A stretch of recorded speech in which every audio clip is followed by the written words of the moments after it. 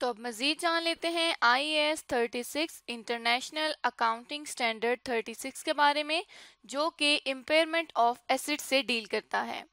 तो जैसे कि लास्ट वीडियो में हम कुछ पॉइंट्स देख चुके थे, जिनमें सबसे पहले क्या किया था हमने कि डेफिनेशंस को डिफाइन किया था, जो कि IAS 36 खुद डिफाइन करता है।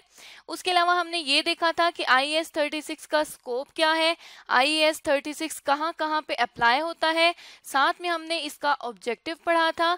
और अब हम इसके बारे में मज़ीद जानेंगे, जिसमें हम ये जानेंगे कि इंडिकेशंस क्या हो सकती हैं इम्पेयरमेंट की, और रिकवरेबल अमाउंट को किस तरह से डिटरमिन किया जाता है। तो अब चलते हैं मज़ीद जानने के लिए। तो अब यहाँ पे देख लेते हैं कि इम्पेयरमेंट की इंडिकेशंस क्या क्या हैं। इसमें बेसिकली इंडिकेशंस के लिए दो सोर्सेज हैं, एक है एक्सटर्नल सोर्स और दूसरा है इंटरनल सोर्स। तो सबसे पहले हम देखते हैं कि एक्सटर्नल कौन कौन से सोर्सेज हैं जिनके थ्रू हमें ये पता चलता है कि एसेट के फेयर वैल्यू में कमी हो रही है, एसेट की रिकवरेबल वैल्यू में कमी हो रही है, और एसेट की रिकवरेबल वैल्यू में कमी को हम कहते हैं इम्पेयरमेंट। तो यहाँ पे एक्सटर्नल सोर्स जो है वो सबसे पहला ये है कि मार्केट वैल्यू जो एसेट की होगी वो डिक्लाइन हो जाएगी। मार्केट वैल्यू एसेट की किस तरह से डिक्लाइन होगी, जैसे लेट सपोज एक कंपनी है XYZ कंपनी। कंपनी ग्लास बनाकर बाहर मार्केट में सेल करती है, और ये ग्लास बनाने के लिए कंपनी प्लांट का इस्तेमाल करती है। अब कंपनी ने जो प्लांट खरीदा है उसी तरह का सेम प्लांट मार्केट में 1 लाख रुपए का बिक रहा है। लेकिन अब जब एस्टिमेट करवाया, जब बाहर मार्केट में पता किया, तो यही ग्लास बनाने वाला जो प्लांट है वो 100,000 रुपीज का नहीं बल्कि 80,000 रुपीज की सेल हो रहा है। मतलब इसकी अब मार्केट वैल्यू जो है वो कम हो गई है। तो अगर ऐसा कोई इंडिकेशन होगा कि मार्केट वैल्यू कम हो जाएगी, तो उसे हम कहेंगे कि एक्सटर्नल सोर्स का इंडिकेशन है। उसके बाद जो एक्सटर्नल सोर्स का सेकेंड इंडिकेशन है वो है कि negative change in technology, market, economy और लॉ। अब यहाँ पे अगर कोई नेगेटिव चेंज आता है टेक्नोलॉजी में, मतलब जो प्लांट अब कंपनी अगर इस्तेमाल कर रही है तो इस प्लांट की टेक्नोलॉजी ऑब्सोलीट हो जाती है। मतलब अब जो ग्लास है ये वाला प्लांट इस काबिल नहीं है कि न्यू मॉडल के ग्लास को बना सके। तो यहाँ पे क्या है कि टेक्नोलॉजी जो है वो चेंज कर गई है।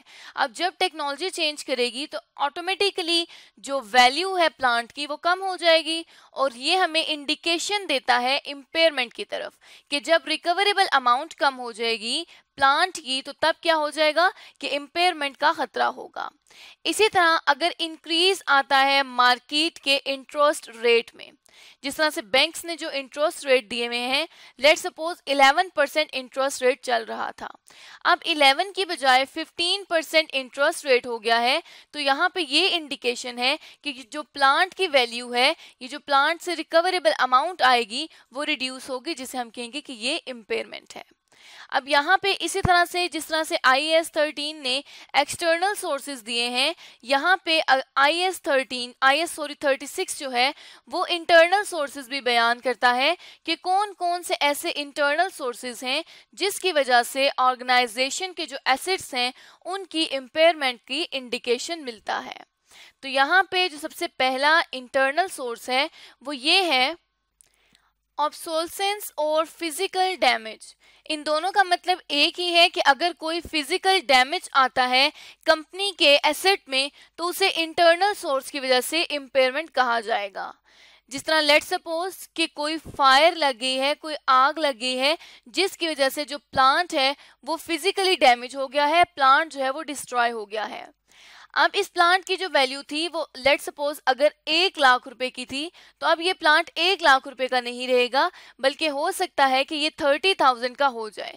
तो जब प्लांट की रिकवरेबल अमाउंट में कमी आएगी तो इसका मतलब है कि ये इम्पेयरमेंट है। इसी तरह से IAS 36 नेक्स्ट इंटरनल सोर्स को बयान करता है कि अगर कोई एसेट आइडल है, मतलब कोई एसेट जो है वो इस्तेमाल नहीं हो रहा, पार्ट ऑफ अ रिकंस्ट्रक्टिंग और हेल्ड फॉर डिस्पोजल, या उसे रिकंस्ट्रक्शन के लिए, रिस्ट्रक्चरिंग के लिए रखा गया है, मतलब उसको दोबारा से उस पर कुछ वर्किंग की जाएगी उसको यूजेबल कंडीशन में लाने के लिए, या फिर कोई एसेट सेल करने के लिए, डिस्पोज ऑफ करने के लिए रखा गया है, तो तब कहा जाएगा कि ये एक इंटरनल सोर्स है जिसकी वजह से एसेट की जो रिकवरेबल अमाउंट है वो कम आ सकती है। क्योंकि जब एसेट आइडल पड़ा हुआ है, एसेट का कोई यूज नहीं है, तो तब क्या होगा कि उसकी जो वैल्यू है वो कम हो जाएगी। उसके बाद एक और जो इंडिकेशन इंटरनल सोर्स से इंडिकेशन मिलता है वो IAS 36 कहता है कि अगर कोई वर्स इकोनॉमिक परफॉर्मेंस होगी किसी एसेट की, एक्सपेक्टेशन से ज्यादा कम होगी उसकी परफॉर्मेंस, तो तब कहा जाएगा कि ये एक इंटरनल सोर्स है एसेट की इम्पेयरमेंट का। जैसे कि लेट्स सपोज हम प्लांट की बात कर रहे थे कि प्लांट ने 10,000 यूनिट्स बनानी है, लेकिन प्लांट 10,000 नहीं बल्कि 5,000 यूनिट्स बना रहा है। तो यहाँ पे हम देखें तो 10,000 और 5,000 में काफी डिफरेंस है, मतलब कि इसकी इकोनॉमिक परफॉर्मेंस जो है वो वर्स है। जब इकोनॉमिक परफॉर्मेंस वर्स होगी तो तब कहेंगे कि ये एक इंटरनल सोर्स का फैक्टर है जिसकी वजह से इम्पेयरमेंट अकर हो सकती है।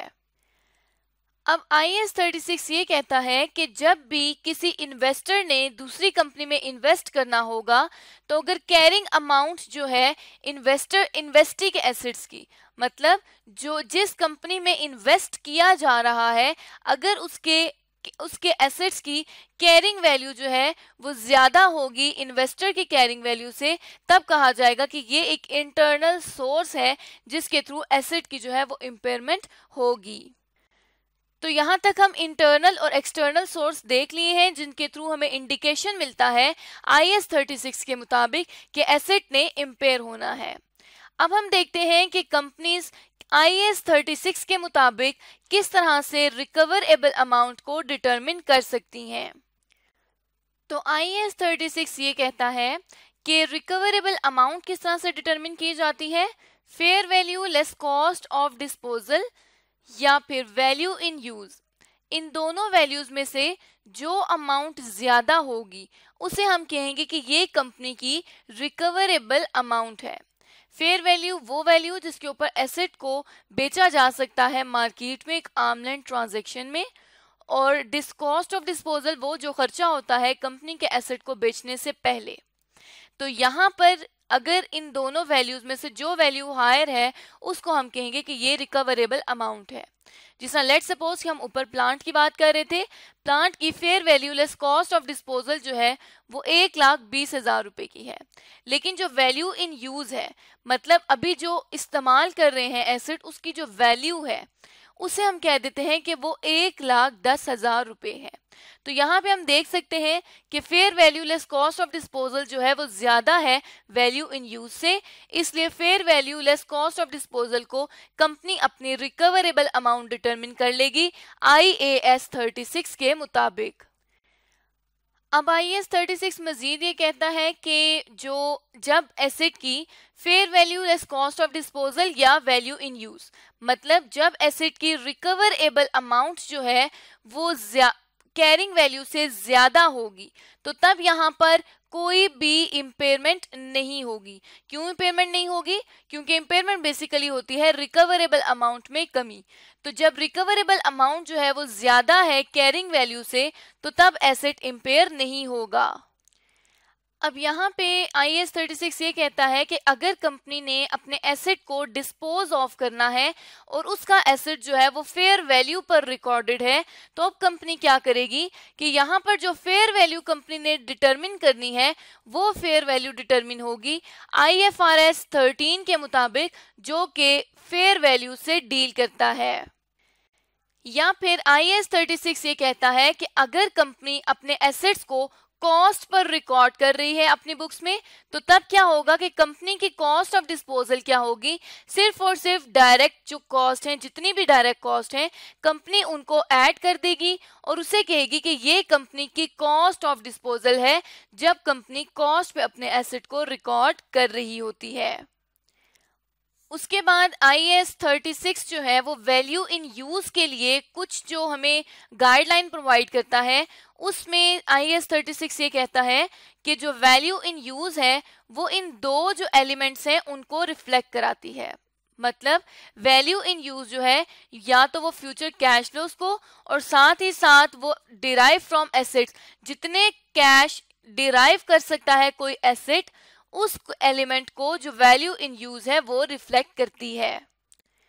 मतलब वैल्यू इन यूज बेसिकली ये बताती है कि कंपनी फ्यूचर में कितने कैश फ्लोज डिराइव कर सकती है एक एसेट में, उसकी जो एस्टिमेटेड वैल्यू है वो वैल्यू इन यूज कहलाती है। और वैल्यू इन यूज इन्हीं दो एलिमेंट्स को जो है वो रिप्रेजेंट करती है। अब यहाँ पे मजीद IAS 36 ये कहता है कि एक्सपेक्टेशन से पॉसिबल वेरिएशन हो सकती है। मतलब लेट्स सपोज कि वैल्यू इन यूज मतलब कि जो एसेट से आने वाले फ्यूचर कैश फ्लोज हैं उनके एस्टिमेशन की गई है कि 50,000 रुपए के कैश फ्लोज आएंगे, लेकिन अब हो सकता है कि ये जो एक्सपेक्टेशन है 50,000 की, इसकी कुछ पॉसिबल वेरिएशन हो या तो अमाउंट में या तो टाइमिंग में। मतलब ये जो वैल्यू है लेट्स सपोज ये 5 इयर्स में डिराइव होगी, लेकिन अब टाइमिंग जो है वो 2 इयर्स हो जाती है और अमाउंट 30,000 हो जाती है, तो तब भी इसे कहा जा सकता है कि ये यहाँ पर पॉसिबल वेरिएशन भी हो सकती है। और ये पॉसिबल वेरिएशन क्यों होती है? ये पॉसिबल वेरिएशन या तो टाइम वैल्यू ऑफ मनी की वजह से या risk free rate of interest की वजह से हो सकती है। टाइम वैल्यू ऑफ मनी मतलब वक्त के साथ साथ पैसे की जो वैल्यू है वो कम होती जाती है, और risk free rate of interest ये वो इंटरेस्ट रेट है जो कि मार्केट में प्रिवेल कर रहा होता है। तो इन दो फैक्टर्स की वजह से जो एसेट की वैल्यू आएगी फ्यूचर कैश फ्लो से, वो उसकी टाइमिंग और अमाउंट जो है वो चेंज हो सकती है।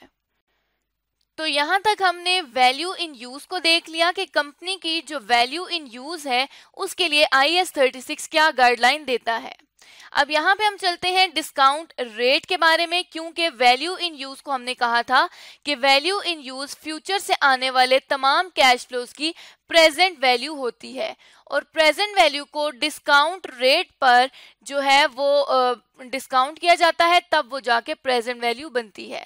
तो यहाँ पर जो डिस्काउंट रेट पर फ्यूचर वैल्यूज को हमने डिस्काउंट करना है उसके लिए एक स्पेशल डिस्काउंट रेट इस्तेमाल होगा, जिसके लिए जो IAS 36 है वो कुछ गाइडलाइन देता है। IAS 36 ये कहता है कि जो डिस्काउंट रेट होगा, पहली बात कि वो प्री टैक्स होगा, मतलब उस पर कोई भी टैक्स चार्ज नहीं हुआ होगा। उसके बाद इसमें दो जो है असेसमेंट मार्केट की वो कंपनी जो है इनकॉर्पोरेट करेगी, एक टाइम वैल्यू ऑफ मनी और दूसरा रिस्क स्पेसिफिक टू एसेट। जो रिस्क स्पेसिफिकली एसेट के साथ एसोसिएट करता है उसको डिस्काउंट रेट का हिस्सा बनाया जाएगा, और साथ ही साथ टाइम वैल्यू ऑफ मनी को भी देखा जाएगा कि कितनी जो है वो पैसे की वैल्यू कम हो रही है या ज्यादा हो रही है।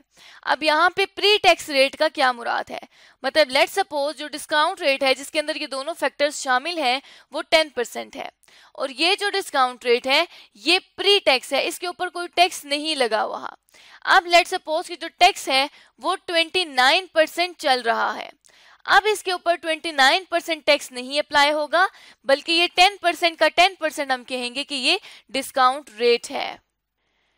अब यहाँ पे IAS 36 ये कहता है कि अगर तो कोई मार्केट का डिटरमिन रेट है स्पेसिफिक उस एसेट के लिए, मतलब जिस तरह हमने प्लांट की बात की थी, तो अगर प्लांट के लिए मार्केट जो इंटरेस्ट रेट दे रही है वो दे रही है 10% या डिस्काउंट रेट भी इसे कहते हैं, अगर वो 10% दे रही है तो ठीक है। लेकिन अगर मार्केट का determine asset specific rate available नहीं है तब कंपनी क्या करेगी?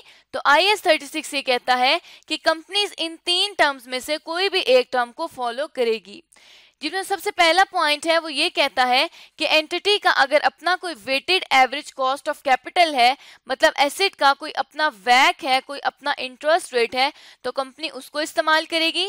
या फिर एसेट का इंक्रीमेंटल बोरिंग रेट, इंक्रीमेंटल मतलब एडिशनल जो बोरिंग रेट है, अगर वो कोई चल रहा है तो कंपनी उसको फॉलो करेगी।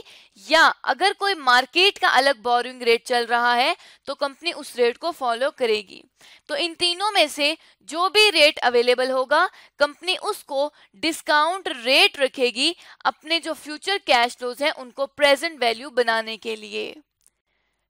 तो इस तरह से इस वीडियो में हमने सीखा कि कोई भी ऑर्गेनाइजेशन IAS 36 के मुताबिक क्या डिस्काउंट रेट रख सकती है, वैल्यू इन यूज के लिए क्या गाइडलाइन है, रिकवरेबल अमाउंट किस तरह से डिटरमिन की जा सकती है, साथ ही साथ हमने इंडिकेशन ऑफ इम्पेयरमेंट को सीख लिया। अगली वीडियोस में हम IAS 36 का रिमेनिंग पोर्शन सीखेंगे और IAS 36 को कंप्लीट करेंगे।